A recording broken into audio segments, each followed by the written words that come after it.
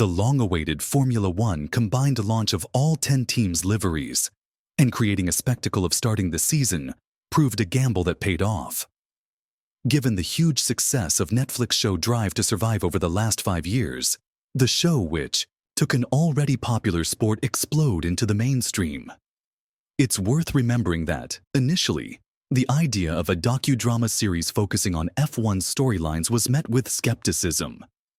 Of course, for hardened fans, Drive to Survive can be seen for what it is, a show largely grounded in reality, albeit with the dramatic elements emphasized and almost caricatured with some willingness to bend the truth in the name of creative license.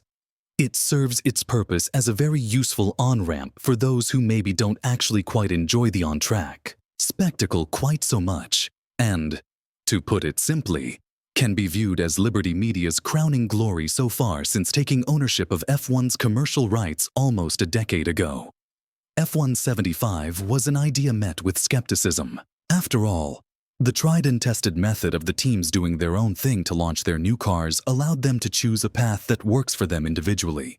Whether it be a quick and easy render reveal with a later pit lane reveal, or a full pomp and circumstance showcase event, each team had the ability to command headlines for a launch day, ideal when it comes to giving commercial partners time in the limelight and bringing them along for a jolly. F1 75 removed that, turning what is usually a team-only event for the 10 outfits and grouping it all under its umbrella for a highly monetizable marketing event. Commercial attractiveness aside, what could have been a damp squib of a night turned out to be anything. But as F1 launched the 2025 season with a sport-wide launch that officially kickstarts the new championship, it was an idea with obvious challenges. After all, no team will want to show up with its actual new car and give opponents a chance to see it before hitting the track for testing.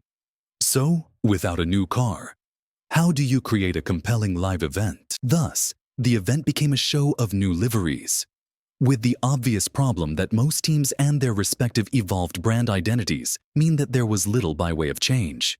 Perhaps the biggest obstacle that F1 had to face to make the show engaging. And it's for this reason that the 2-hour extravaganza at the O2 Arena lost energy in the second hour of the show. To much fanfare, Formula One emerged triumphant from its first ever collaborative team launch, having successfully pulled off another idea aimed at turning the sport into a more spectacular and fan-accessible year-long event.